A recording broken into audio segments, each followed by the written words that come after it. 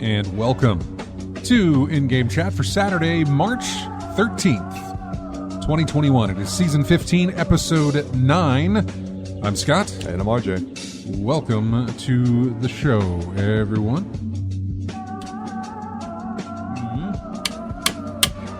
Clap, clap.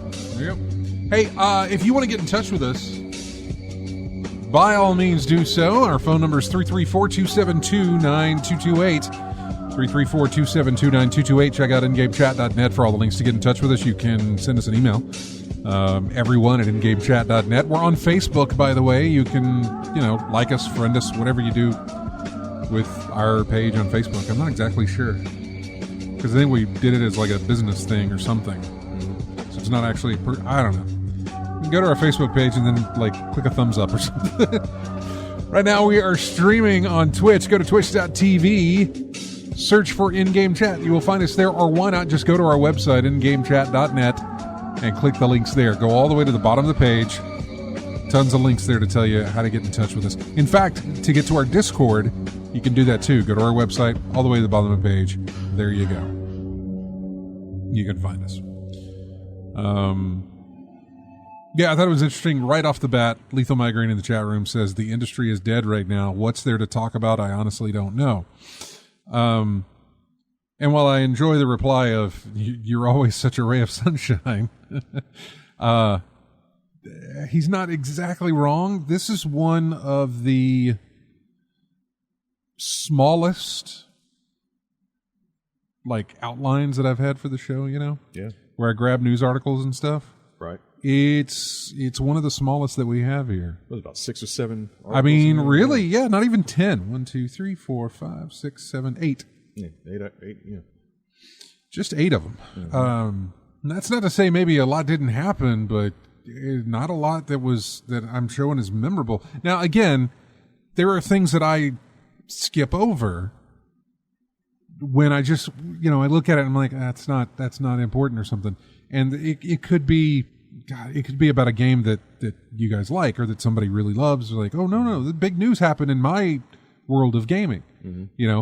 It's kind of not abstract. What's the word? It's kind of like the way music is. It's all within the person who's giving the opinion, I guess. Yeah. To each his own. And so and I feel that's the same way when it comes to gaming, because I'm sure there was some news somewhere about something that somebody loves. Mm-hmm. And it's saying, no, man, it was a big week for me. So I don't want to diminish it in that way, but there just was not a lot at all. Not a lot that stood out. Yeah, I mean, there was the Bethesda. Yeah, if there wasn't the Bethesda stuff, and really, what is there to say much about the Bethesda stuff that the whole thing doesn't already tell you, or that the fact that Microsoft bought them didn't already tell you? It's not that whole thing. Didn't feel surprising or shocking at all. It felt like that's the point of when you buy a company. This is what you do. Mm-hmm. You own their products now, and you can do with them as you please. And of course, you're going to add them to Game Pass. And of course, you're going to have the new stuff as exclusives, even though they keep saying that they would honor those deals. I mean, we were talking about this, I think, last week about Epic Games buying Fall Guys, mm-hmm. and saying that eventually the people on Steam who have it are eventually going to be out of luck. Even though they're saying that there is no plans for that, you know it's going to be coming. Yeah. You know, you can't just, no, you're giving money to their store. It's not coming to us. Unless there was some way to work it out where the money spent in the store goes to Epic and not to, and no cut of that goes, I don't know. And it depends on how greedy they want to be. I would imagine very. Yeah. That's the reason they picked it up. Yeah, I would imagine the answer to that is very, very greedy. So, I mean, at first glance, you see something like that, you think right off the bat, oh, they're buying this for the sole purpose of making consumers. You've got to come to us. You want this game, you got to come to us. Right. We're the only ones in town having this thing, so you got to come here. Which is exactly, yeah. That's the whole point. That's the whole point. And you know, the glove fits Epic quite well. Microsoft, there's different people who can look at Microsoft and say, well, the glove does fit them quite well as also, or that it doesn't. It depends on some sides, because there's the software side of things, like, you know, the operating systems and things like that. There's that side of things where they're like, no, this is exactly what Microsoft would do. And then there's at least the view that they try to give themselves, I know during some of their presentations and some of the press releases that they give when they talk about, we're willing to work with Sony to do crossplay. We're willing to work with Nintendo to do crossplay. We're you know, they seem to be that whole open arm ambassador type thing of like, yes, we will embrace everybody else. There's it's still going to fall into that sort of thing where it's like, your game's still going to be on our consoles though. Our arms aren't open that wide. Yeah. To let you put that on other systems, not when it can sell. And Microsoft needs it. I'm fine with that. I'm glad they're buying up the studios that they're buying up, in the sense that it's going to give them, hopefully, the kind of IP power. That sounds so weird. The kind of intellectual property power. How about control? How about that? That's how it works. Well, I want to say it's not necessarily control. I'm still. Oh boy. I don't know. It's just so stupid. Intellectual property. In other words, they have their they don't have their Crash Bandicoot anymore. They have their Nathan Drake, their Joel and Ellie. You know, their Kratos. You know, they can have all of that. Because Microsoft has currently, seemingly, when you go through and you have the different companies, like, here's Nintendo and here's all of our intellectual properties that nobody else has, and it's it's a Saturday morning cartoon. When you go over to Sony, it's like, here's all of our intellectual property they have, and it's completely varied and all of different kinds of things that they've got with the Kratos and Joel and Ellie and Drake, and then again, not Crash anymore, but there's a number of them that I'm completely leaving out, but it's also full. But then when you go over to Microsoft, normally people will associate one thing, and that's going to be Master Chief, Halo. That's it. They do have more than that. There would be Master Chief sitting inside a sports car of some kind to represent the Forza series, but they've got more than that. It just doesn't come to mind when you talk to most people. Yeah. It's not coming to my mind right now, but I know they have more exclusives, or I say exclusives, but more intellectual properties than just that one thing. But that's why I'm okay with them buying up the studios that they're doing. They don't seem to be on the EA side of things where they kill the studios. Yes, they've killed some studios, but it doesn't seem to come almost as if some prophecy foretold, where it's just this is how it will happen again and again, time after time. EA will buy the company within a year, or there'll be a time frame there. This is what will happen, and sure enough, every single time it happens. Microsoft, not so much. The last one I'm thinking of, I think, is Lionhead Studios that they bought, I think, from the Fable guys, and that one eventually closed up shop. But they're buying a lot of studios, and that's fine because they don't seem to kill them. And again, they need they need that intellectual property. They need more than just, at least the one that's coming to mind right now is just, Halo. And I'm sure in the chat room there's been more. Yeah, they got 23 studios, 30 dev teams. Exactly. They're making a ton of games. Eventually to get there to have, and maybe they don't need that IP. Maybe they need, like what he's saying, they have a lock on Western RPGs. That's fine. Maybe not household names and things like that, but if the market's there for it, and that's where the revenue lies, then that's good for them. That's all they need. Yeah. But I just pulled up a list of I put a search for Microsoft Gears of War. Was that? Yeah, Gears is there too. And see, there's something that's just like not sticking in my head. Was not registering. But yeah, Gears is a franchise as well that they would have. So yeah, Gears and it was like Gears. You said Forza. You said Halo. Right, Forza and Halo. And I mean, I'm sure there's others. Yeah. I'm sure there's others. Of course, but see, now they own Ninja Theory. So Hellblade is in there. That character is in there. They now own Bethesda. So Doom Guy, and Fallout. Yeah, all of that. Now, I'm wondering, is Microsoft going to change that Bethesda charm? The glitches. Yeah. The glitches that come in there and Fallout and whatever. And the modding and everything like that. They'll say no. Of course, that's all going to be fixed, but it won't. Very unlikely. And the Baka, from what I'm hearing, I don't really understand, but it sounds like Microsoft is doing the Amazon thing: buy up everyone and give things out for free. Everything is a service, and the service doesn't have to be good. It has to have a lot of ads and a lot of influx and tick boxes to advertise features. Learn how to get people to buy things in volume, because what probably means playing in terms. I don't know. I can't really agree with you on that one. I mean, I'm not sure about the Amazon thing, buying up everyone and giving things out for free. I understand what you're saying, because now that they own Bethesda, they can just put all those games on Game Pass. The odd thing is that most of those games were already on Game Pass to begin with, before they even bought the company. But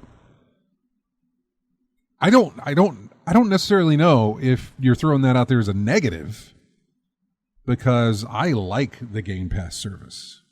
I love the Game Pass service. I wish Nintendo and Sony had something like that. I really, really do.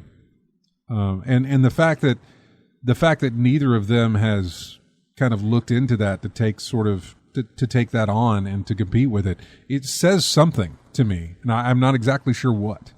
I can't tell if it says that they don't believe in the in that path, or they don't believe in that, or that it will sustain. They don't have the library to make it sustain, which I think is wrong on both of their parts if that's the case. Or if it is something where they see that it'll be a loss to them. Because, I don't know, man. If one company does something and it stays around for at least 6 months or more, I can't say that the other companies aren't looking at them and saying, see what they're doing over there? Just see what we can do about that. How can we make that work for us? And Game Pass has been around now for at least a year, I know. Yeah. Probably longer. And I'm sure Sony and Nintendo have both, I would imagine, would have both looked at it and said, how can we do that? And think, well, the numbers don't work out for us. Or here's what we have to do to at least make a profit on this. This is how many people have to subscribe to it, or something like that. And I don't know that they thought that they could probably, we already have the PS Plus tier. So I don't know what we could do with like PlayStation Plus or something else. I don't know. But something on top of that payment. Then they would have to work that. And so I got to figure they've already run those numbers, because they haven't responded with anything. They tried to a little bit, I think, with that the PlayStation Plus collection thing for PS5 owners, and that's not bad, but it pales in comparison to what Microsoft offers with Game Pass. So yeah, I mean, I really like Game Pass. I like PlayStation Plus as well, but there is no competition. Yeah.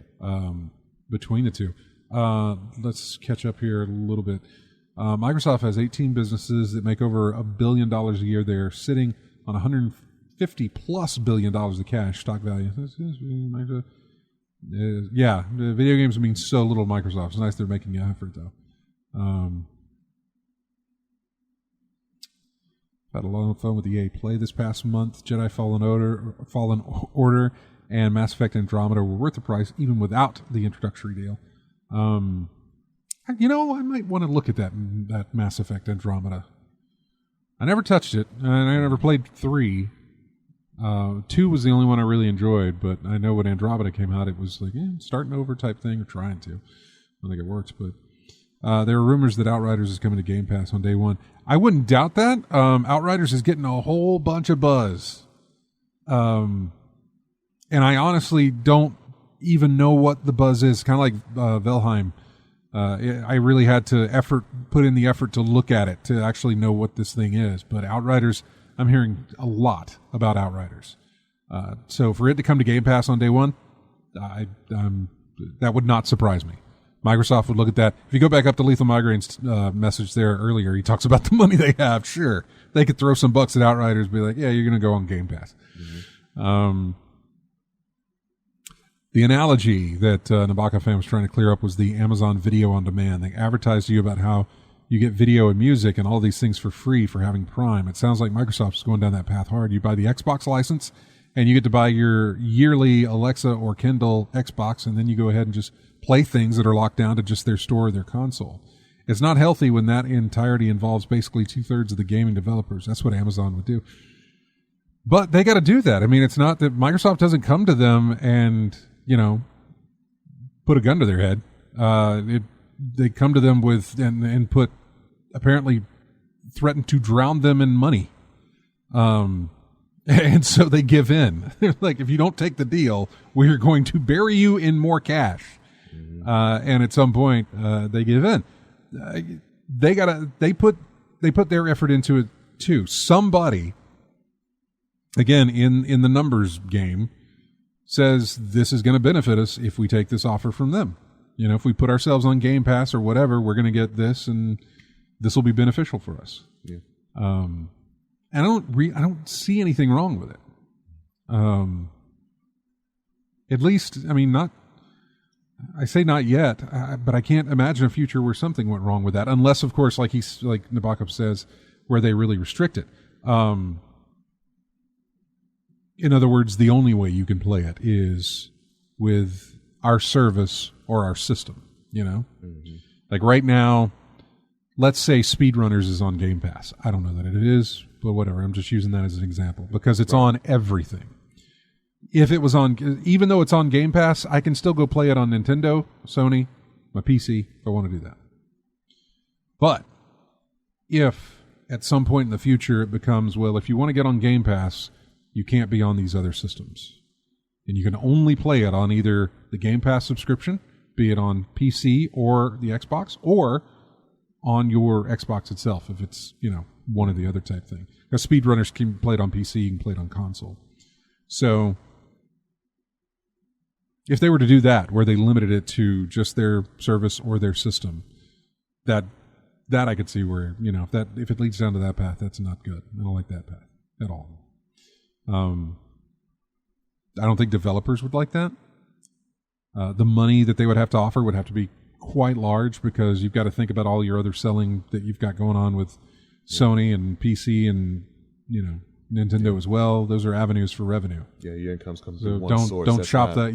Don't chop that off. And so far, I don't think they've done that, but I could be wrong. There could have been some specific deals that lasted for a length of time. So we are coming up on a break here. But I'm getting lost in the in all the chatter here because this is a fun little topic here to talk about.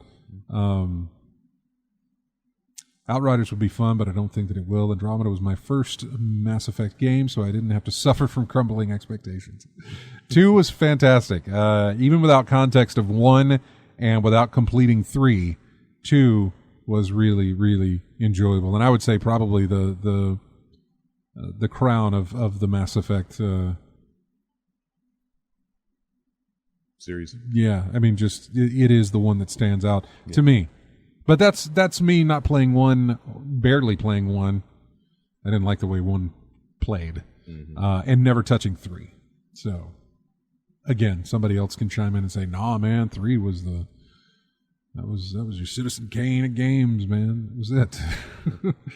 Outriders, let's see. If anyone with products or technology does something Amazon wants to do, they just buy them out.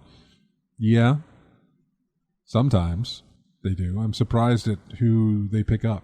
Sometimes I'm surprised who these big companies buy up. Well, it's like EA. Didn't we say EA did this? They just buy a company, gut them out, take what technology they got, and then implement it into their own. That's pretty much it. Yeah, I mean that's when I was talking about Microsoft. Like the glove fits for EA to do these things. Yeah. It's not like other companies don't do that though. Oh, of course not. So. But at least they keep them around for a lot longer than seemingly what EA does. Mm-hmm. I don't have a list in front of me, so I'm sure somebody can point out where I'm completely wrong on this. But this is just from the knowledge that I can remember over time. Thar 66. I played the demo with the Pyromancer, waiting for the demo patch to try another class, maybe Trickster. Oh, on the Series X. I guess he's talking about Outriders. There was rumor that Sony was trying to get Starfield and or Elder Scrolls 6 exclusives. Maybe, man, that's another tough one, man. Starfield maybe, but Elder Scrolls, the 6th version, the 6th in a series, and to get that as an exclusive would be tough. That'd be a tough sell because of how many people they have on other systems. I say that's a tough sell. That would be. Let me put it this way. Let me reverse that. It would be an enormous amount of money. It would not. For the right amount, it would be an easy sell. But it would be an enormous amount of money. And of course, it's not going to happen now. So, enjoyed the demo on Series X, played Pyromancer, feel like a mashup up of Gears and Division. It's interesting. I haven't looked at it at all. Some of the guys in the clan Discord that we have, they've mentioned it a few times. Which, by the way, we're coming up on a break. We haven't even talked about what we played. I forgot to mention our little experiment that we did last weekend where we did the clown car into the raid thing. So we'll have to talk about that. When we come back, we'll talk about what we played because we just went on a little rant there. And I don't necessarily know that conversation's actually done, to be honest with you. There's a lot of conversations when you're talking about the games industry that could fill up 2+ hours of showtime with us. So anyway, you want to get in? Call us 334-272-9228. We're on a kick here with some of these Dark Pictures anthology games because I've been playing Until Dawn. So I've got music from Until Dawn, Man of Medan, and Little Hope in this episode. Probably tracks that we have used before, but I went ahead and, because I'm playing the game now, so went ahead and did that. But this is the theme from Little Hope, which is the most recent game that is out in the Dark Pictures anthology. We'll be back with more in-game chat right after this.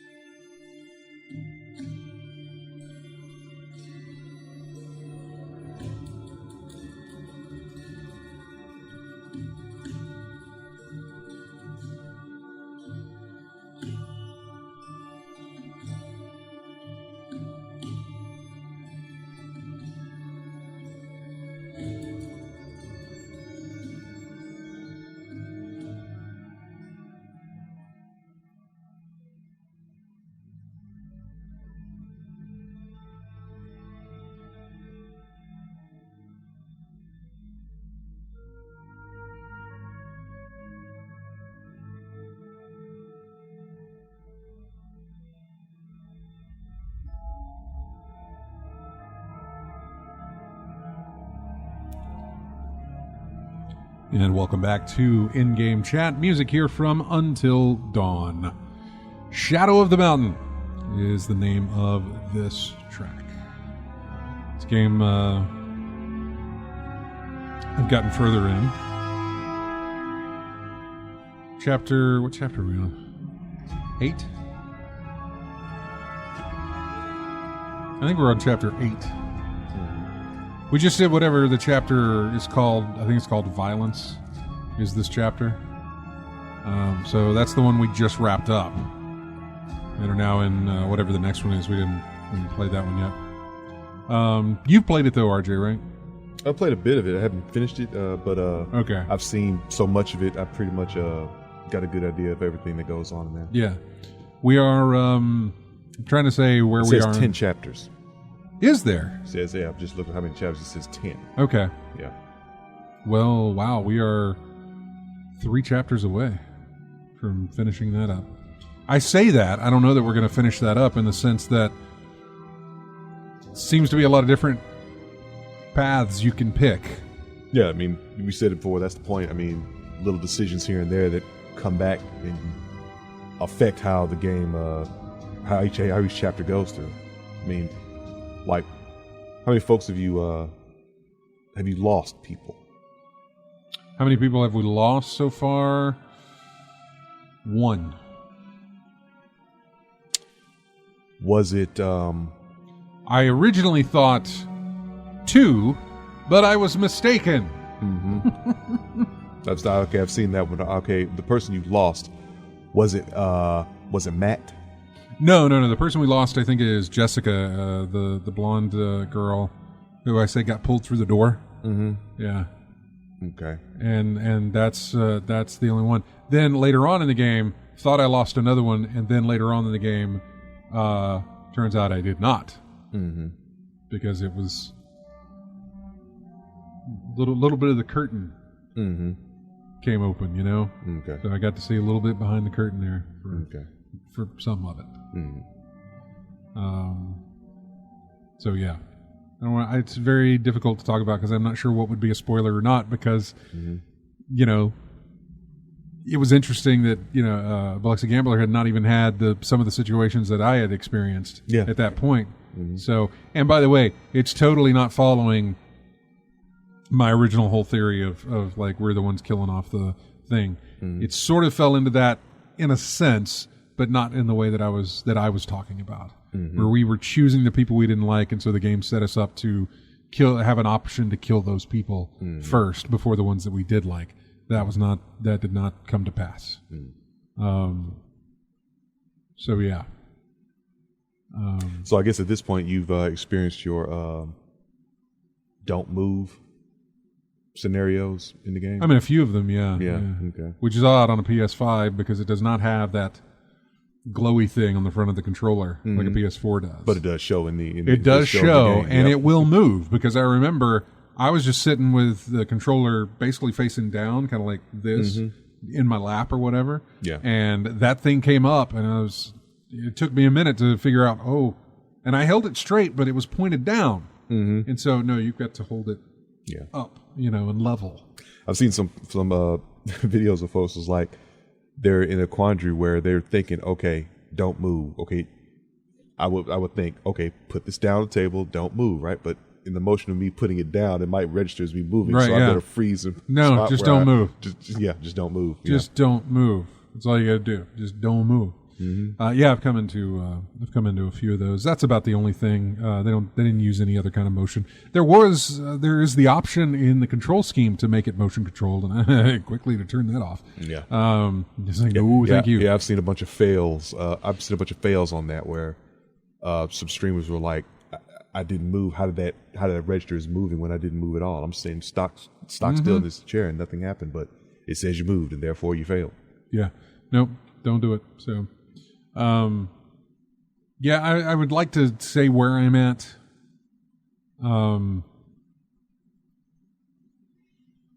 I guess I could say I know who is behind the mask, the scary mask guy. Mm-hmm. So I mean that's the part that I'm at now.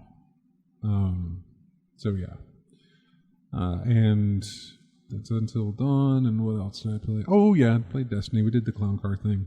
We actually streamed it. It's on Twitch. You can go to our Twitch channel and you can watch us. Mind the language. You can watch us. I don't know if any of it came from me, probably, but yeah, it was. We had 10 people, maybe 11, and that was fun to do. That was really fun to do. So anyone left out because what was the max? 12? 12 is the max. Yeah, we had somebody not be able to show up. Oh, okay. So we went with the 11, 10 or 11 that we had. At this point, you can just like see if you can speed run bosses at this point, right? Speed run raids at this point, right? Yeah. Let's see. Nabokov says, whatever gun you were using in the intro was just hitting hard and one-shotting everything. You're probably in the intro that you were talking about was probably the Xenophage, which is a heavy machine gun, and it's an exotic. And for that first encounter, you need something like that to do significant damage to the boss of the room. And I use air quotes when I say that because you're basically shooting these pipes, you know. So yeah. But yeah, it's a big one. It's a big one. It's fun. That's the thing about Destiny and Bungie themselves. They come up with some great ways of shooting. Just like Gearbox did with Borderlands. At least the first one that I enjoyed, just to, make shooting fun. Yeah. And they found ways to make shooting fun. Shooting obviously is fun, but there are ways you can make it more fun. Homing bullets. Little things like this, just all sorts of things. Shooting turrets. It's just like boom, pop out turrets everywhere. Or something. There's great ways to do guns. Yeah, I remember one of my favorite things in Borderlands to do was be as a soldier and have that teleporting turret, your special move. So if I got a group of enemies way off in the distance and I don't want to go over there yet, or I can just soften them up, I could teleport with longbow technology, teleport 2 turrets in that area. And while they're all focused on that, we can me and the group can close in. Yeah, unhidden because all the seems to be the turret just draws all the focus. It just draws the fire. It draws the fire. Draws the focus. I mean, if you're trying to be stealthy, you can just run up there and make all the noise you want. They're all going to be focused on that turret. It pulls the aggro. Yeah. It pulls the aggro for them. So yeah. Oh yeah, we had a ton of fun. I hope our game doesn't come close to Until Dawn. Whatever gun you were using in the intro. Thar66. Saw a little clip. Sounded like you guys had fun. Yeah, we did. You run that many. You run that many people in there, and it is just amazing. We thought we could do it probably faster, but for some reason, it still wasn't. It was still registering damage just as it was if there was just 6 of us.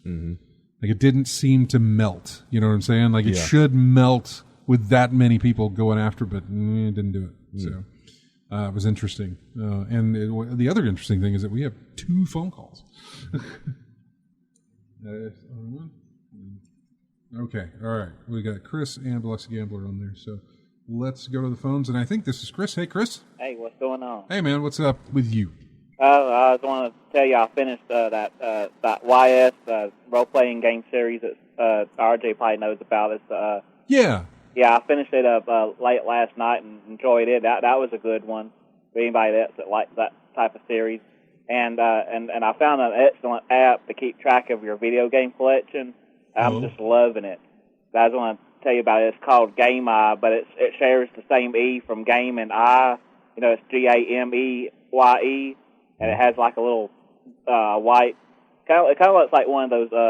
Well, you can search for it on Google and everything, on their Play Store and all. But the database it connects to is one on the web that people can create, and add to at their own. So, I mean, this pretty much. I think I found it.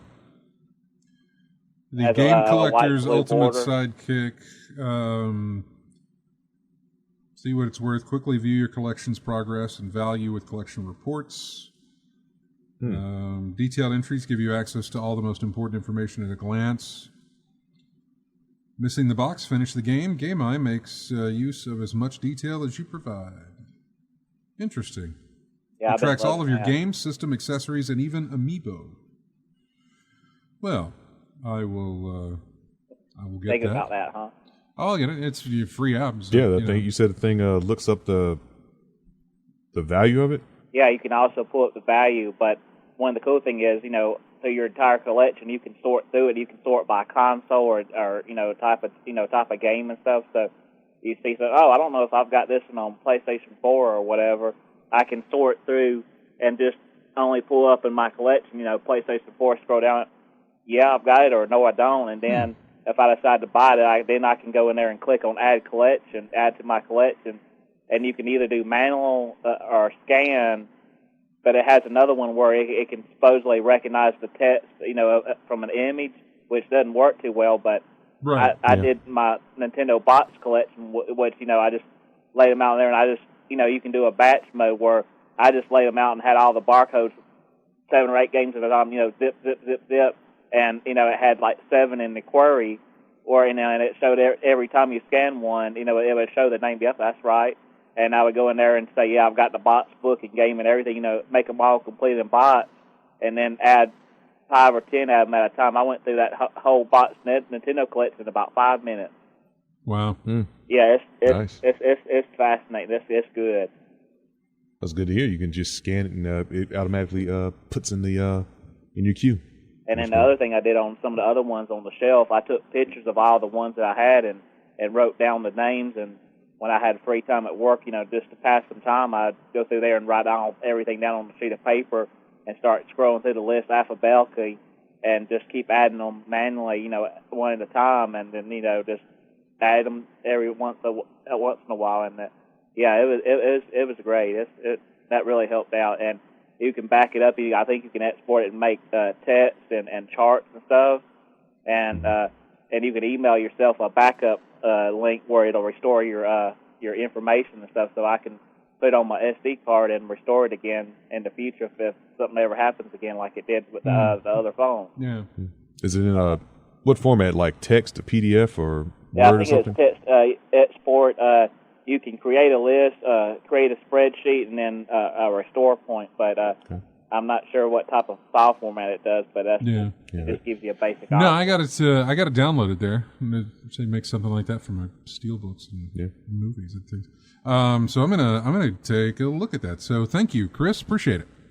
Yeah. So y'all been having fun, huh? Yeah. Just playing Destiny mainly for me and Until Dawn, and take it episodic. So 1 episode a night usually. So You won't play it like you did. You can't now. You're almost at the end, but you want to play it like you did. Last of Us 2. Oh God, no. No. Too many gaps in between. Too long. Too many gaps. Way too many gaps. Never going to do that again. So, yeah, that's like I said. That's a mistake, man. Cinematic games like that, like a movie, you can't have extended gaps in that. But the game's got to hold me. It's got to hold me there. It's got to hold me to it. Yeah, that's true. So, I mean, I'm more than willing to. Hey, Chris, thank you so much for calling, man. We appreciate it. Yeah. One of my games that I didn't realize went up in so much value, that Earthbound on Super Nintendo that came in a big, humongous box and had a strategy guide that came with it. Yeah. Mm-hmm. Years ago, I threw the box and everything away, but I paid $300 just for the box, and I got a reproduction tray to hold the game, to make it the way it was. And at that time, several years ago, my game was valued right at $1,000, maybe $1,100. Well, it's jumped up about double that now. There's one I saw on there had actually sold for almost $2,000, and mine was in as good a shape, or if not better than the one that sold. And I'm thinking, good Lord, these things keep going up and up, and I've been looking them up, since I added it to that list, and it has price charting like loose, completing box, new, book, box. So it sorts it out if it actually has a linked database to prices and stuff like from price charting websites and stuff like that. So it is fascinating. It helps to keep track of things if you ever get curious about certain ones. Yeah, I'm going to take a look at it. Okay. I'm going to take a look at it. Thanks, man. All right. See y'all later. Take care. Take care now. All right. Bye. Bye-bye. And we'll go to line 2 here. Talk to Biloxi Gambler. Hey, man. Well, rather than buying game boxes, March 12th of last year, he should have bought Amazon. Oh, yeah. And then sell it, the this March the 12th, and you only pay capital gains tax at 15%. And that's what I did. That's all I did last year. I spent 15 minutes on the computer, made more money than I would have made if I'd have been working. I took the year off. I bought in at $180,000. I sold at $300,000. Good Lord. And I got to pay 15% capital gains tax. But anyway, that's not what I called about. Okay. Okay. I don't mind hearing that, though. That's fantastic, man. Oh, yeah. Right now I'm in crude oil.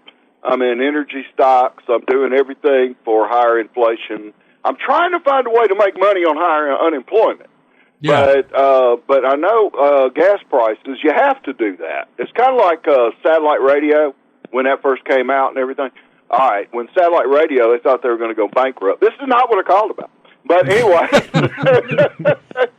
I'm scatterbrained anyway. So I didn't want to pay for satellite radio, but I had to pay for it. Well, terrestrial radio appreciates that. Thank you very much. Yeah, well, no, I did pay for it. I got 5 cars. Well, 5 vehicles. They're not cars. But anyway, so I bought the satellite radio, but I don't want to pay for it. So when Sirius went down, XM went down before the merger, I bought them for a little bit of nothing. And then they merged, and, of course, they went up a lot. So even though I'm paying for satellite radio, it's basically free for life because of all the money I made off that trade. Oh, wow. Anyway, all right. So, RJ, what are you telling him there's 10 chapters forward? They keep you lost on purpose. I wasn't going to tell him that. I try not to give spoilers.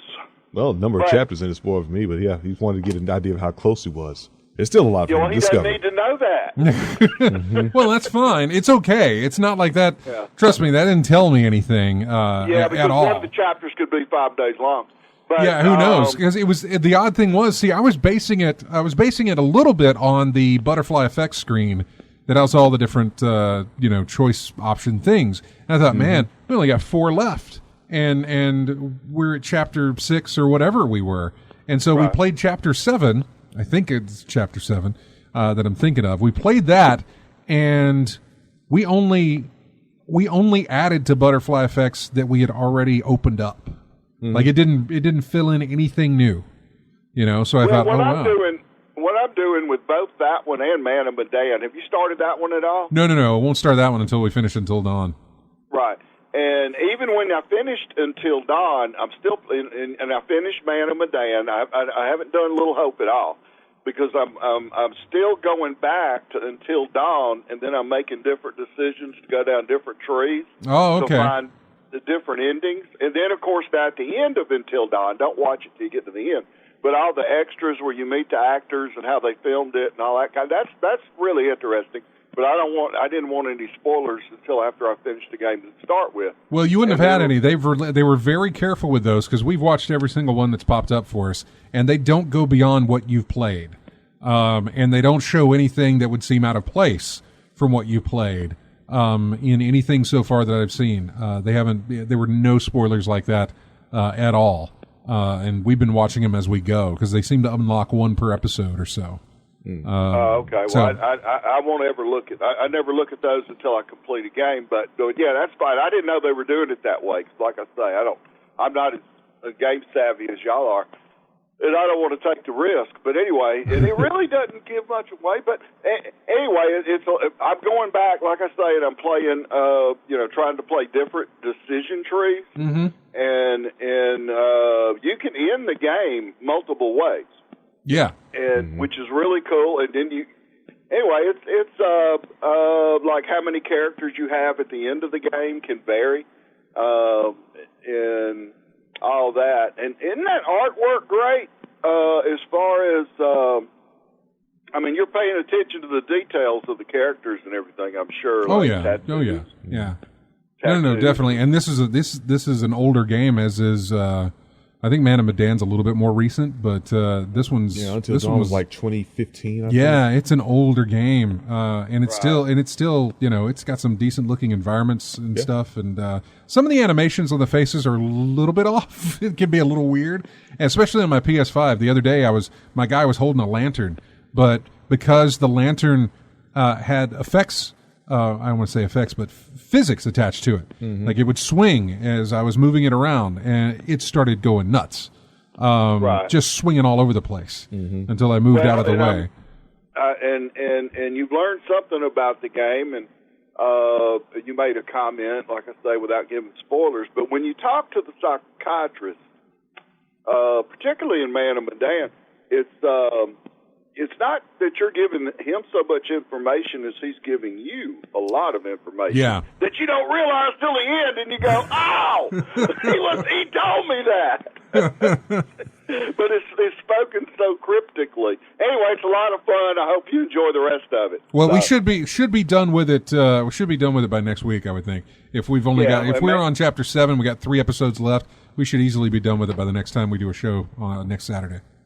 Yeah, don't rush through it. Plus, you might want to go back and play some more chapters. Maybe, but like I said, we're doing we're doing about a chapter a night, and it's kind of been nice because we've had nothing else really to watch, and so it's like, oh, we got our little thing here, and so we'll play a little bit of the game because she makes the decisions, I make the moves and the QTEs, which I can't stand sometimes. The QTEs, they're quick, they're really quick. Yeah, well. There was an opportunity to shoot somebody in there. I think you've already passed by. I'm not going to give away anything. But you got to say the right thing to get control of the pistol to do it. And when you do that, there is still no way to shoot the person, which would really change the game. I know I've played that a dozen times. I don't know if it's my hand coordination or what it is, but every single time you still lose the pistol when you can take control of the pistol. So, but anyway, like I said, I don't want to give anything away. You'll know it when you see it. You've already seen it, and whatever. Anyway, thanks a lot, man. I'm listening every Saturday. All right, buddy. We'll talk to you later. Take care now. Bye-bye. Bye-bye. Oh, goodness. Yeah, it's fun. It's these are the fun games to talk about because it can go a whole bunch of different directions. Nobody has the same experience. No one has the same experience, exactly. Yeah. Which is great, but also sucks because you don't want to ruin the experience. You know, you don't want to tell them, well, here's the spoiler for my way if you had gone a different path. You know, yeah, that's basically how it starts off with this. If you did this, this would have happened. And it was like, you missed, like, what? I didn't know anything about that. Yeah, exactly. Yeah. Yeah. It depends on what you find, who you talk to, how you talk to them, things like that. Yeah. I know when I was looking up the music for this, I had to type in Until Dawn. And as I did, it would, you know, YouTube fills out the rest of the stuff, and so it had like chapter 5 walkthrough, chapter 4 no commentary, blah blah blah, and then there was another one I saw where it was like chapter 1 all survive, chapter 2 all survive, chapter 3 all survive. Yeah. So little videos that show you how to get through a thing without losing anyone, which is interesting because. Yeah. So far, I have only lost one person, and I'm curious if there is no other way that always happens. Yeah, there was like the reason I asked you about who you lost was because it's like some characters, it's like so many things has to go right to save that person, and then some people, it's like one decision saves that person throughout the entire thing. It's like it varies. It depends on what you've said to them and everything else. So it's every little action counts in that game. Every little decision counts in that game. It does, and there are a lot of them.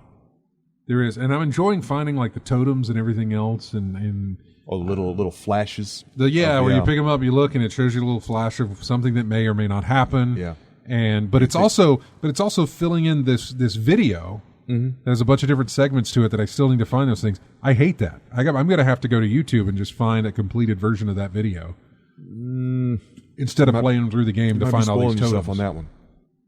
No, not until I'm done playing the game. Okay. Right. I'm talking once I'm done playing the game because I may not want to go back through and find all the totems again or whatever the case. So. We need to take a break. When we come back, more of In-Game Chat. We'll find out what RJ's played because I didn't even go into what he's played. And we can take your calls, 334-272-9228. 334-272-9228. What do we have on this thing? Thar66 says, I had 2 deaths. One was because I fumbled a QTE, I believe. That was kind of unfair. Oh, that was all caps on... It was a fake all caps. Anyway, it was mistyped. This is a music from a game called Devil Daggers. I don't know anything about this game at all. I was looking for music pieces, and I went to a thread in a forum that said, "What are you playing this weekend?" and looked up games that way. And so this guy's playing Devil Daggers. I don't know what it is, but here's the music for it. We'll be back with more in-game chat right after this.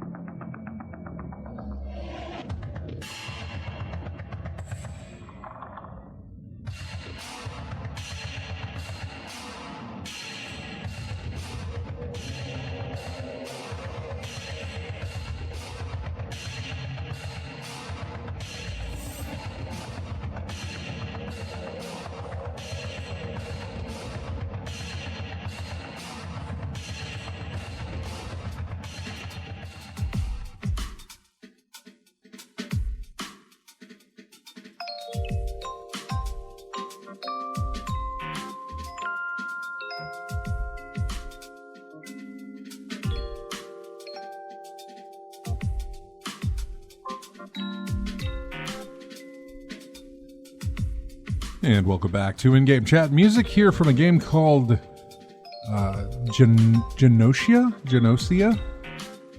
G-N-O-S-I-A. In the Unknown Ship is apparently what the track title is. Again, I was looking at what people were playing for the weekend, and that's what I came across, so. Looks like a JRPG of some sort, I think. Anyway, welcome back. What did you play? We didn't even go over what you had played. We went over everything I played. Yeah, not so much. I mean, I finished, like I said earlier, I finished my second playthrough of Cyberpunk. Got to level 50 on 2 characters right now. And I was working on a third, and I got to the point where I was like, no, I'm just going to stop. Pretty much more of the same. And it's really not that much of a difference between the origins between Nomad, Street Kid, and Corpo. I think the only difference is really one exclusive mission, maybe. I think Nomad had a exclusive option with a certain mission that you had to do in the setup for the heist in the prologue. There was a certain dialogue option you had that I missed completely, so I missed that. Other than that, it was like specific missions that you got depending on your origin, and the reward you get for the corporate one is like maybe a tech pistol, but the build that I had wasn't really geared for tech weapons and things like that. So it's like, I'm just gonna stop right here and just go with these two and just wait for any DLC that comes out. Maybe I'll get something else. Hopefully they'll do something that'll let you reassign your leveling up points. They got something that'll let you reassign your perks, but not your building up. I mean, if I could do that, I could really tweak my characters to maximum efficiency. But outside of that, I just put it down, just wait for something to come out for the DLC or fixes or things like that, and see what I can go from there. Best I can do now is just update and get the best outfits and weapons that I can for the future DLC right now. That's pretty much all I can do. Yeah. Outside of that, played a little bit of Grand Theft Auto 5 online. There's a new money system they're giving out. Instead of giving you like $1 million for your character every 72 hours after the month starts, they'll give you a chance to go to the PlayStation Store, just pick it up at the first of the month instead of waiting so you can get it immediately. Yes, they're doing this for PlayStation Plus members every month until the game is released on PS5. So I've just been getting free $1 million perks every month. So I was doing it that way. Wow. Yeah. So it helps. But that money, you have to spend a lot of money to get. You got to spend money to make money. That game. Like the Cayo Perico heist that you have to do. First, you have to buy a submarine, which is about $2.2 million at the start. To make it worth a flip, you have to spend about $9 million at the end. So you have to do all that. And how much money do you make off the heist itself? It depends. It not much really from what I looked at, but it can be done multiple times, and it's one of those rare heists that you can do solo. That was the thing about heist that was a real pain, having to get a crew together to do the stuff. But you can do it solo. Play cards right. You just one person, stealth, get the right equipment. You can do. You can make a lot of money. You can make a good bit of money off of a heist. but you can do it multiple times solo and not have to rely on a crew to get the job done. Only drawback is you need 2 people to get the most treasures possible, but you can get at least one going solo, and then doing it over and over and over again will make you build up money pretty fast.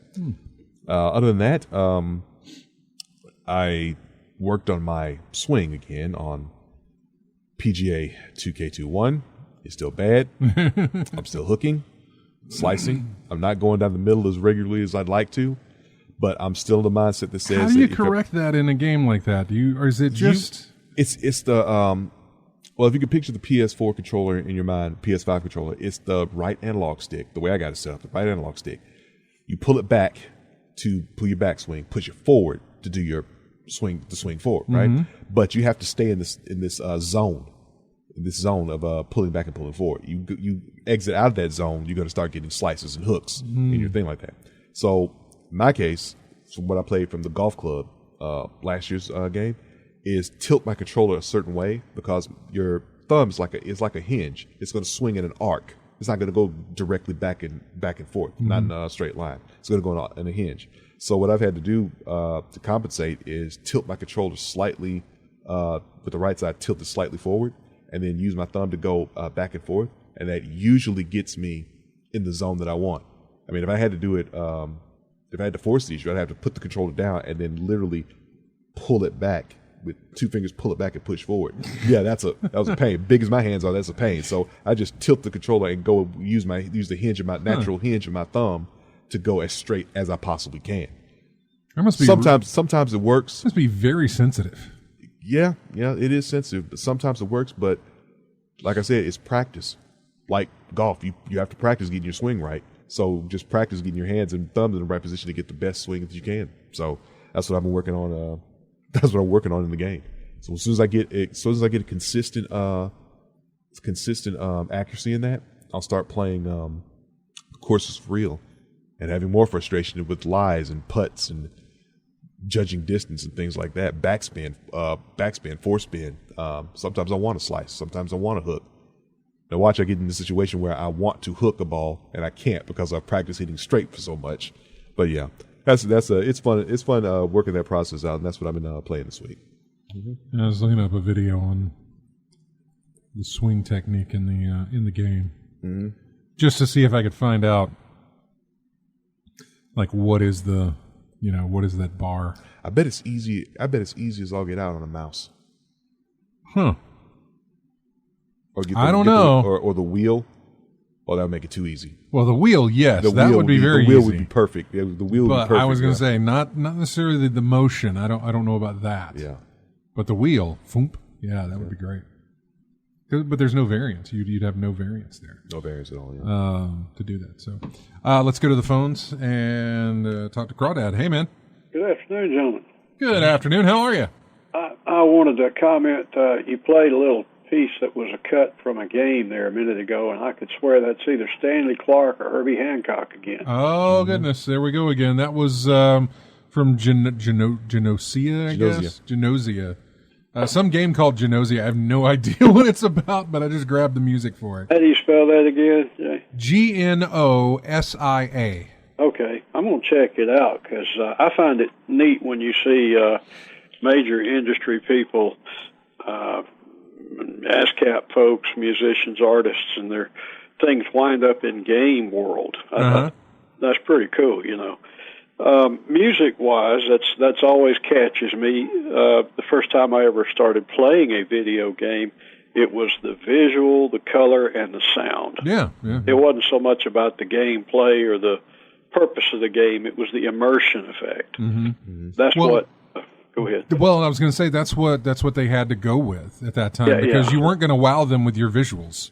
So you had to make everything else around it more engaging for the player to keep around. The artwork is really hyped up these days. It's getting to where now it's a mix of things. You know, you're exactly right because way back when they didn't have the power to make it look good, they had to make it play good. Now they have to do everything. I thought about this. I saw that Leisure Suit Larry is on another adventure. Yeah. I think that's cute and everything, but I wish they would do Leisure Suit Larry Goes to Washington. Man, that guy has been around Oh, yeah. for a very long time. 87 or somewhere in there. Yeah, no, he's been around for a long time. I remember that because I was seeing that game in the stores when my dad would take me, and I was like, I don't know what that is, but it was a lot of fun even then. Yeah, I was like, that doesn't look like something Dad's going to buy me. I haven't played it in forever, but I saw a piece of it that there's a new one out, Leisure Suit Larry something, a new release, and of course it's always got that risque adult twist to it. Oh yeah, totally. Mm-hmm. But I would love to see Leisure Suit Larry goes to Congress or something like that. Put a little bit of spin to it, but the graphics today, and I wanted to ask y'all, you mentioned the game Cyberpunk. Isn't that the one that was supposed to be the big thing and it got hung up? There's been problems with it, or am I mistaken? No, I mean, you'd be right on that. It's full of problems. That covers actually a number of different games, but you're right on this one. It was, it had... it had an expected release of a couple of years ago, and then it got pushed back, and then it kept getting pushed back, and finally, it was time for them to release the thing.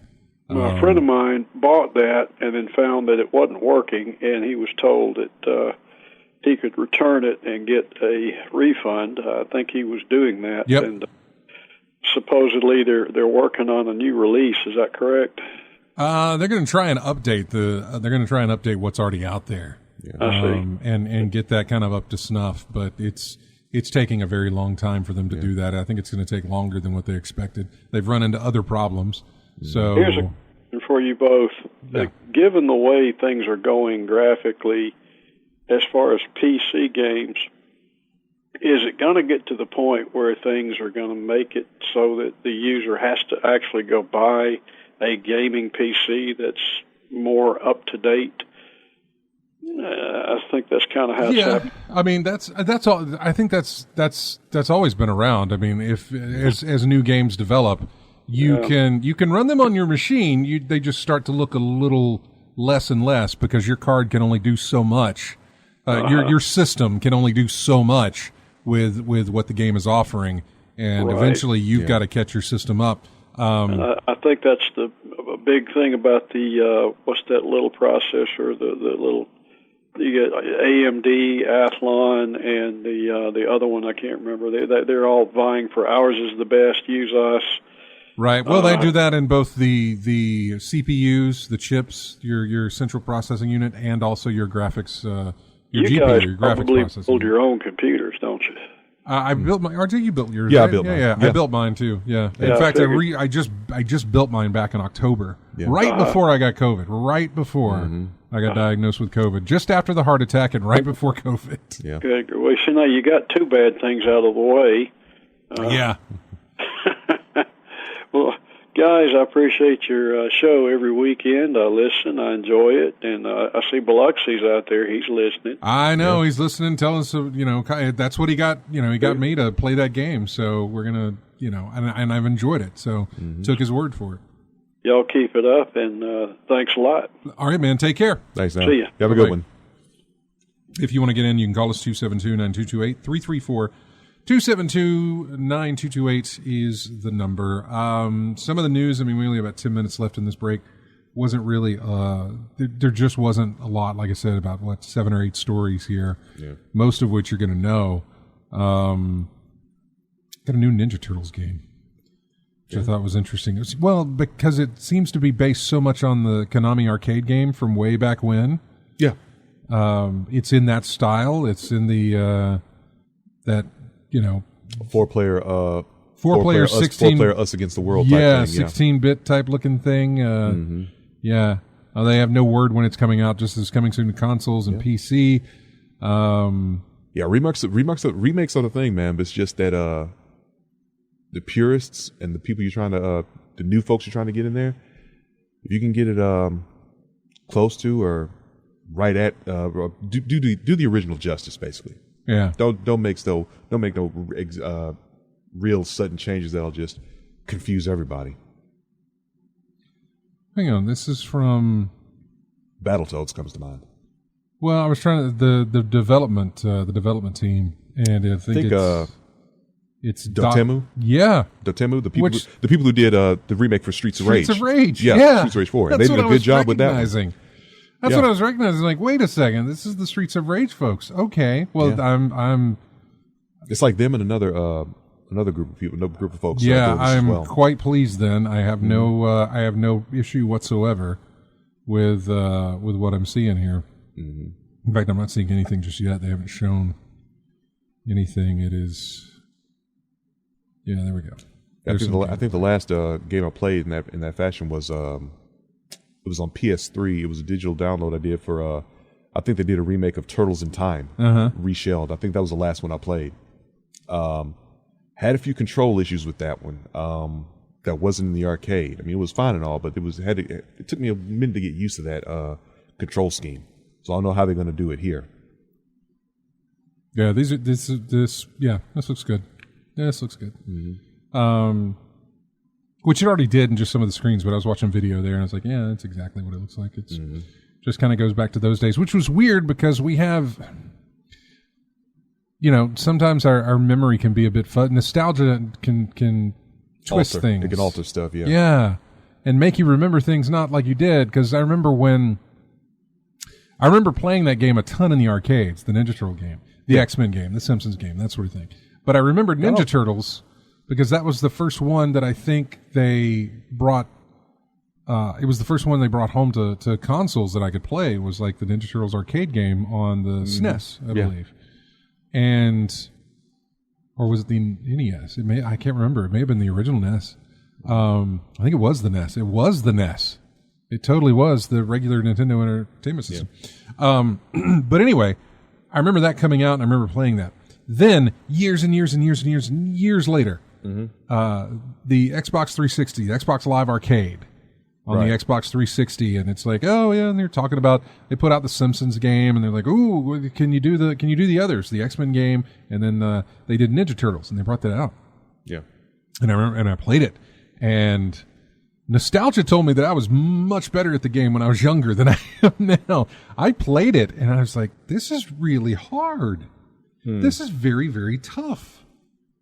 And I think there was a code you could input to get like a bunch of guys, like 99 men or something like that. You know, 99 lives. Yeah. I think was kind of like the only way I could play Contra was if I did the 30-man code. Otherwise, it was bad. If I had the 30 lives code, I'm good. Yeah. But otherwise, no. And so I needed that for my Ninja Turtles as well. And it was Konami, so it was the, up, up, down, down. Yeah. I mean, playing the arcade game, I mean, if you wanted to challenge, I thought, use Raph because he doesn't have any range. Him and Mike didn't have any range, but Donatello, the bow staff, bow staff all the way, you can just poke your way to victory with that one. Nabokov fan says, if you could own one arcade machine, arcade or pinball, what would it be? Which one is most iconic for you? Arcade or pinball? I will give you both of mine from each. Arcade is going to be San Francisco Rush 2099, 2049, whatever it is, 20-something. 2049. Yeah. That's going to be my arcade game. The Rock, yeah. Yeah. And it needs to have The Rock included. I don't want it to just be The Rock. I want it to be... That was a fun course. Yeah, I want it to have The Rock included there. Racing at Alcatraz was the best one. Yeah. Or if you tried to dodge a train. You ever try to do that? Dodge a train and miss? I don't remember. There was a shortcut where you could run in the train track when the train wasn't there. But on the second lap, the train was coming. And if you didn't get to a certain point in time, you're going to get hit by the train if you don't run up the wall at the right time. But running up the wall would be a shortcut that would cut a lot of time off or put you ahead a lot of other races that way. It was risky, but the reward was worth the risk. Yeah. It would either be that one or Hydro Thunder. Yeah, but complete with the Hydro Thunder or H2 Overdrive. Hydro Thunder. Okay. Yeah, Hydro Thunder, the boats. But both. One was a spiritual successor, and one was a heck of a lot more intense. The heck of a lot more intense. The Hydro Thunder. Yeah, that was Hydro Thunder. Overdrive. H2 Overdrive was like a successor to Hydro Thunder. Oh, Hydro Thunder is good, yeah, but H2 Overdrive They made that successor. I think Raw Thrills or something like that made that one, and it was a lot more intense version of Hydro Thunder. It was really fun, really good. Well, but you didn't see it a lot. Yeah, they just, I was but gonna at say. least we had it in our local arcade. Yeah, and then the owners of the arcade moved it to like Florida, where people have actual jet skis and boats, and boats like that, so no one would play it over there. There was Arctic Thunder for a while, and that had little Arctic Thunder. That had little things that pushed wind into your face, cold air into your face when you were playing and stuff. Yeah. Really enjoyed that. So, but probably San Francisco Rush. That's more iconic. As far as pinball machines is concerned, it would have to be. It would have to be Funhouse. If I have to pick one, it would have to be Funhouse. That is the first pinball machine that really hooked me into pinball. I've talked about it before, but that's the one that got me into pinball. I was with my parents. We were going on a trip. We stopped in Helena, Georgia, or Helen, Georgia. Helen, the one that looks like a little Swiss town. We stopped there on the way to Knoxville, Tennessee, and we spent the night over there. It was really nice because they had a little putt-putt golf course, and you could do something called shoot the hooch. You could get on the Chattahoochee River and tube it, tube down the that one, which we didn't do, but. At that little putt-putt golf course place, there were arcade games and pinball machines, and there was Funhouse. And I put some money in that, and I started playing it. And I started playing more and more of it, and I was hooked. And so when we went up to Knoxville, I had to find the next arcade place that does it have any pinball? Let me look at that. And then that's how it was born for me. But it was born on a Funhouse machine, and so that's the one that if I could have that, that's the one I want. Typically, what I would like. And this works for San Francisco Rush, as it does Hydro Thunder, as it does my pinballs, is one machine that can just emulate all the tables. You know, one machine that can emulate Hydro Thunder and San Francisco Rush, you know. Sit-down capability. Yeah, you build your little retrocade cabinet. And then put all the ROMs on there, and then boom, you're good to go. Same thing you could do with a pinball machine. It's a little bit more involved. Because you got to gut an old pinball table, and then you got to buy TV screens and put a computer inside of it. Yeah, before a sit down, you'd have to have flight sticks, steering wheels, and all types of other things like that. Yeah, see, I wouldn't go that route. I would go with that in an arcade where it's just like you're not going to have steering wheel unless there's something out there that's built that way that has both sticks, steering wheel that I could they could use, but throttles too. Yeah, but I don't know that you're going to have everything. Yeah. So I would just take one of the. I'd be fine using just the stick. So, but yeah, just something where I could have one machine, but all the different games on it. Yeah. Is more akin to what I would like. But if I had to pick them, there you go. Rush 2049 or 2099. I don't remember what it is. 2049, I believe. Yeah, and Funhouse for pinball. What about yours? I think one of the games that really stuck to me was playing a version of Street Fighter. Of course it was. The version of Street Fighter. Well, of course it is. Of course it's Street Fighter. And it was unique in where it had these two large buttons, one for punch, one for kick. Now the normal Street Fighter has 3 buttons for punch, 3 buttons for kick, varying strengths, light, medium, and heavy, right? But this version of Street Fighter the big red button for punching, and the big blue button for kicking. But the strength of your punch was determined on how hard you press hit the button. No, punched. Oh, it was a button that you actually had to like hit to get a reaction out of. Oh, was it padded? It was a big button. It was a big pad, rubber pad on top of a button, right? On a plunger, basically. I'm Googling this right now. Yeah, so you hit this thing and lightly, and it was a jab. You hit this thing mid-range, which was hardest to do because you had to guess how you're going to gauge between medium and light. So you hit the medium strength, and you get a medium punch. You literally punch the thing to get a hard shot. You get a hard punch. Yeah, I see it now. Yeah, that really stuck out to me in terms of arcade games that really stuck in my memory. It was just a unique experience, but you got like wore out hitting punch and kick all the time. Yeah, look at that. I put the link in the chat room there. Yeah, so you can see it. Yeah, it's got a stick with a big red button and a big blue button. Mm-hmm. Huh. The original Street Fighter had a deluxe cabinet variant with only 2 button pads. Wow. That's something I didn't even know. Yeah. I did not even know that. I tried implementing that in today's Street Fighter. Kiss combos goodbye. Yeah, I know. you're not doing any 4 strings in this game. No. How hard did you have to push that? How hard did you have to slam that thing? You had to punch it to get a heart attack. Like I said, you had to punch the thing to get a heart attack. You had to like tap it just enough to get a light one, and mid strength attack was the hardest thing to do because you like that gauge because you're either tapping or punching the blank out of it, trying to get a response. Could you hit both at the same time?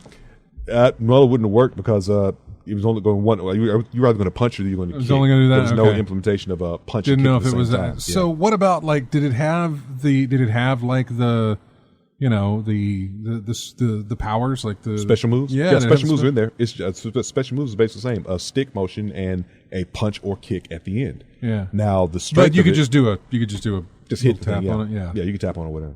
But you could do so it could be higher strength if you hit it harder. If you did the stick move and then hit the button, it would be a higher strength. In the original Street Fighter, I don't recall there being any levels of strength in the attacks. I mean, it just came out. I mean, the fireball went the same speed all across the screen. The hurricane kick went the same speed, and the dragon punch went the same distance all the way out. So I never noticed any difference in strength. I mean, all you had to do was focus on was hitting the correct stick motion. Yeah, and the Buckoff fan has a nice little thing in there saying that one of the photos on the comment says that he saw a dude that was wailing on one of these, totally miss the button and break his hand over the console. That was a possibility. Yes. I'm sure. Yeah, I can see why this did not last. Yeah. Let's go to the phones real quick before we go to a break here and talk to Chris again. Hey, Chris. Yeah, you were talking about the pinball machine arcades and stuff and all, and I reminded me, I was something I've been wanting to tell you. Have you seen that At Games pinball machine that has the digital games, certified games that you can get on it?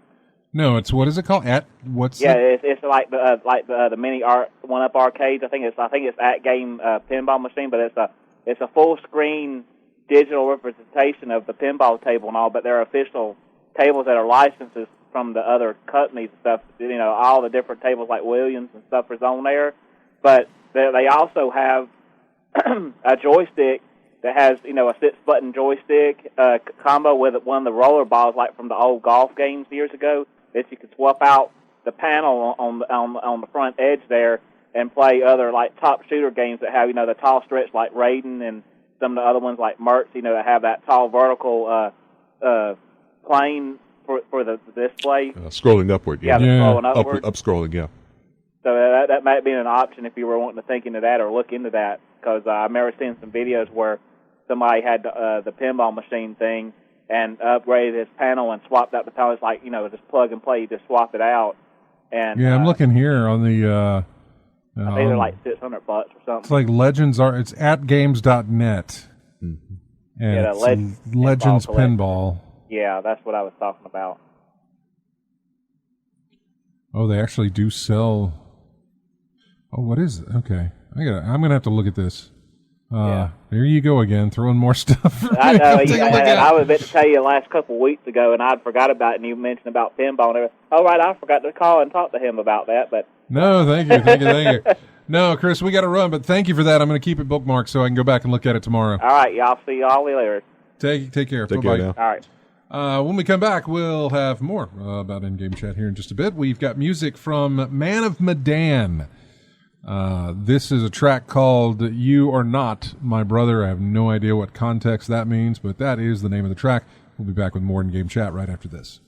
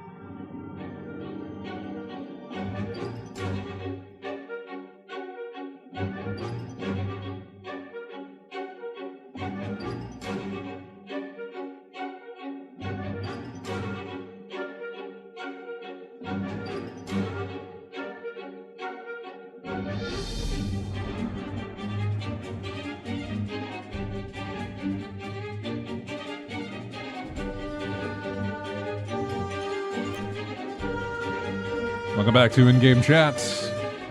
Now, you said this, what is this? I said this has horror movie chase written all over it. Maybe it does. I don't actually know. You're going to have to look it up because I don't know where this game comes from, but it's called Trinity Souls of Zil-Ol. Trinity, Trinity, and then Souls of Zil, Zill, and then O''LL. Mm-hmm. No. Let's see. Name of this track is called Dire Straits. Action fantasy role-playing game. Yeah. Okay. Came out in 2010. Doesn't look like it was reviewed very well, but yeah.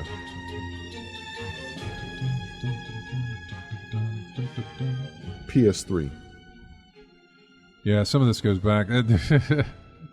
The next one now, since you won't have a lot of time to look it up when I give it out there, I'll tell you what the next track is going to be that we've got coming up. Mm-hmm. It is it is a game that somebody said they were playing, and the title alone was something I thought, I've never heard of this before. I have to look into it. And so I did when I was getting the music for it. And so when I did the search on YouTube, it brought up a lot of basically, I don't want to say logos, but not images of the game. Mm-hmm. Images of like the title card, you know, of the game, and then the music playing under it. So it still wasn't giving me any idea as to what this game is about. It looks to be a pick-your-own-adventure type thing. Mm-hmm. The whole thing seemingly takes place in a book. So it's a lot of reading. Mm-hmm. And then it feels like, and I don't know, but it feels like you make choices on certain pages about what to do. And then you flip to that page, and I guess it goes, you know. That's literally choose your own adventure. But there is no, that's seemingly that's what it is. It takes place all inside of a book. But it is called The Life and Suffering of Sir Bronte. Okay. And I was really, really interested in it. Just the name alone had me intrigued. Mm-hmm. And so I was really curious as to what that was about. And then it apparently takes place inside a book. Yeah. The whole thing. Narrative-driven RPG that comes to life on the pages of a protagonist's journal. Yeah. Yeah. But I really enjoyed that. The Life and Suffering of Sir Bronte. Mm-hmm. Seems to be highly rated, too. Yeah, I saw that too. Again, in my research, I was like, "Well, what is this?" Okay, but yeah, it's gonna involve an investment on your part to actually get through that. I'm all for new ways of playing games, but again, it's got to hold me. It's got to hold that attention, and the less you do, the more you've got to hold that attention. You know what I'm saying? Like the less you give, and it depends. You could have. It'd be the ugliest thing I've ever seen. But if your story is going to hold me there, it doesn't matter like how I said, ugly it is. It's like we said, man, those 8-bit pixels. But if you have an entertaining game with 8-bit pixels and something interesting about it, you can hold you. Papers, Please, Gunpoint. I was about to throw that out there. Papers, Please, and that other one, The Curse of the Obra Dinn. Yeah. That I've heard so much about that I need to finally pick up eventually. Yeah. And play that. Is very... very low key on the graphics, but very highly text based and informative. And keeps you with the story. And the one that really sticks out, Minecraft, is not graphically pleasant, but it's fun and interesting. So people keep. Well, see, that goes to the other thing where it's like it doesn't matter about the story. It's just it found a mechanic that we can all dig into, which is basically here is your Lego set, here is your sandbox. Mm-hmm. Go build whatever you want, and. You know, it's nice that they did that or that they were able to do that, but that's another issue where it says here, it doesn't look pretty, but it plays really well. Yeah. Here's a game that doesn't look pretty, but it's got a really good story, so just keep playing. Or it doesn't play very well, but it's got a really good story. Mm-hmm. You know, I've often said, you know, there's the fire triangle. Here's the 3 things you need in order to have fire, and then here's the 3 things you need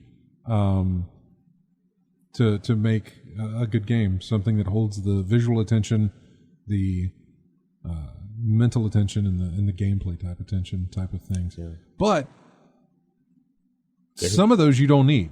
Yeah, because I think we've all played games that didn't match the criteria, like I said, but it held you all the way through to the end. Like one game I played years back, and I think I still have. It was on PS2. I think it was called Disaster Report. Yep. The story in that game was enough so that it kept my interest throughout the whole thing, despite the glitches in graphics or the control issues that I had. I just really had to figure out what was going on here. Basically, you're a reporter. First day on the job, you come into this town, to this new town, and your first day on the job, there's an earthquake. An earthquake has happened, and it's like destroyed almost everything. But the news station is still open, and there's still communication out there, and your boss insists that we still got to get the news out there. We still got to get the news out to the people. So you're going out through the city, walking out, doing all these things, and on the way, you start to figure out exactly that the earthquake wasn't natural. Now you got to go out there and find out why this earthquake actually happened, and that's what kept me going through the entire thing. Basically, a conspiracy was going on. You had to pick out the pieces, and then you saw how how far people were going to keep you from finding it out. Mm-hmm. And you're just reporting. You're not a soldier. You're not a warrior or anything. You're just a reporter. So that had another element that kept my interest. Yeah, you can. If you've got a good story, you don't need good graphics, and sometimes you don't even need good gameplay if you've got a really good story. But you probably do need gameplay and story. Then you don't need the graphics. Yeah, gameplay and graphics. Then maybe you don't need the story. Mm-hmm. Graphics and story. Then maybe you don't need the gameplay. There's you need. It seems like you need two at least, and you can do without the one. Sometimes it all depends on what it is. But yeah. Just to quickly hit some of these little news things, there was a roundtable conversation with Microsoft and ZeniMax. Bethesda, basically, they were talking about it, and they just talked about, some of the games that would be coming to Game Pass, which is basically everything. But it's odd on what is left off. Fallout 3 is not on there, and Doom from 2016 is not. But the original Doom, Doom 2, Doom 64, Doom 3, and Doom Eternal, all available. Fallout New Vegas, Fallout 4, Fallout 76, all available. But not Fallout 3. And apparently not Fallout... Was it 5? Wasn't there a fifth one? Fallout 4, and then you had Fallout New Vegas. No, not New Vegas. 76. Really? Fallout 5? I thought there was a Fallout 5. No, I haven't.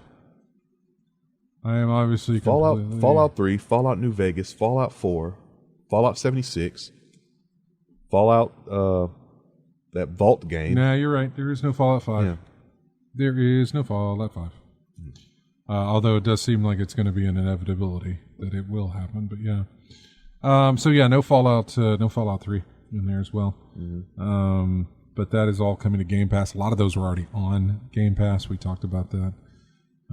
It was the first Fallout I played, though. 3? Yeah. The first one I played. That's the first one a lot of people played, actually.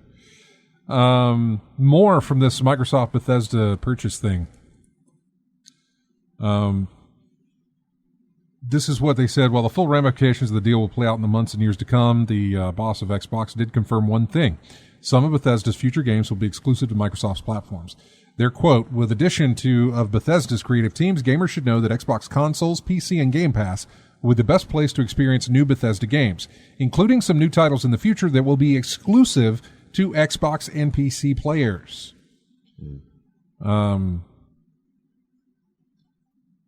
They did say, back when the deal was first announced, they did say they would honor their existing terms of agreements to make Deathloop and Ghostwire Tokyo PS5 console exclusives, but would decide which of the publisher's future games to make multi-platform on a case-by-case basis. That's going to be... Yeah, I just don't see Elder Scrolls 6 and even Starfield getting multi-platform releases. Those are your big guns that can bring in so much new players. Yeah. To do that. Now, it would be, I suppose, in the best in the best interest of consumer, I don't want to say trust, but just a show of good faith for the consumer would be don't do that. Let it be available on whatever it can be available on so people can play it. You at least get you still get the money from it, you still get whatever. But that's a hard thing to decide on, knowing that could be system seller. Mm-hmm. Those could be system sellers if you make them exclusive. So yeah, it'll be interesting. Let's see. Spencer elaborated a little bit on what the Bethesda acquisition says. So obviously I can't sit here and say every Bethesda game is exclusive because we know that's not true. There are contractual obligations that we're going to see through, as we always do in every one of these instances. We have games that exist on other platforms, and we're going to go support those games on the platforms that they are on. There are communities of players. We love those players, and we're going to invest in them. And even in the future, there might be things that have either contractual things or legacy on different platforms that we'll go do. But if you're an Xbox customer, the thing I want you to know is this. This is about delivering great exclusive games for you that ship on platforms where Game Pass exists. That's our goal. That's why we're doing this. That's the root of this partnership that we're building. And the creative capability we will be able to bring to the market for our Xbox customers is going to be the best it's ever been for Xbox after we're done here. So yeah, that's going exclusive, man. That's going to be exclusive to their Game Pass at least. Mm-hmm. They're probably looking to get Game Pass to expand. Kind of like EA does EA Play, and you can buy that on Xbox, or you can buy that on Sony, on PlayStation. Mm-hmm. You can buy it on PC. Microsoft may look to take Game Pass to multi-platform. They already have it on PC, and they have it on their systems itself. I don't ever see Sony doing this. Ever. I don't ever see them saying that, yeah, we'll let people subscribe to Game Pass on our system and they can do whatever. I just don't ever see them doing it. Nintendo, I don't know. Nintendo is a possibility. But I don't ever see it for Sony. But that's the way it sounds like, is that they may in the future look at trying to expand Game Pass. I don't see why. Why would you do that? Because it can be a system seller itself. Mm-hmm. Like, you get the system. Basically, you practically give away the system. As long as they're Game Pass subscribers, you're going to continue making money after that. So, but yeah, I would say I know they're looking at that. Lethal Migraine, I haven't played Elder Scrolls, or they linked it all, and they do take place in the same universe. They're loosely linked, and he says if they're loosely linked, then Elder Scrolls 6 has to be multi-platform. Yeah, I don't think so. If anybody wants to put something down where I say they're going to be exclusive and somebody else says they're going to be multi-platform, we could put this down and go back to it. We could bookmark this to come back to it to see if we were right. Man, that's a tough call. That's a really tough call. Because it's been, the problem is that it's been done. Mass Effect 2 released on Xbox and PlayStation, whereas Mass Effect 1 was a PlayStation exclusive. Or, I'm sorry, Xbox exclusive. Mm-hmm. So they've been down this path before where, the sixth in a series is releasing, but it's only releasing on this one system. Mm-hmm. I mean, look at Bayonetta 2. Yeah. It got a sequel on one single system. Yep. And it wasn't enough to make me get the system. Yeah. But Nintendo bought that exclusivity. Bought it exclusive. Microsoft has bought this exclusivity, and I don't see them letting this, get away from them. Mm-hmm. I totally understand it. I'm neither here nor there because I don't play the series. But I think it's better for consumers just to have it available wherever gamers are playing. If he's so much about these players, if he's so much about the community and the players and everything else, don't put it behind a wall.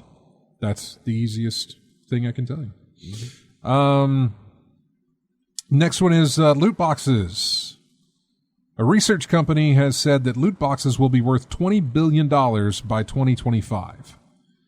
Research firm Juniper has released a new report where it revealed that loot boxes will generate $20 billion in revenue by 2025. In other words, like we said before the show, they're not going anywhere. Yeah. And they never were. No.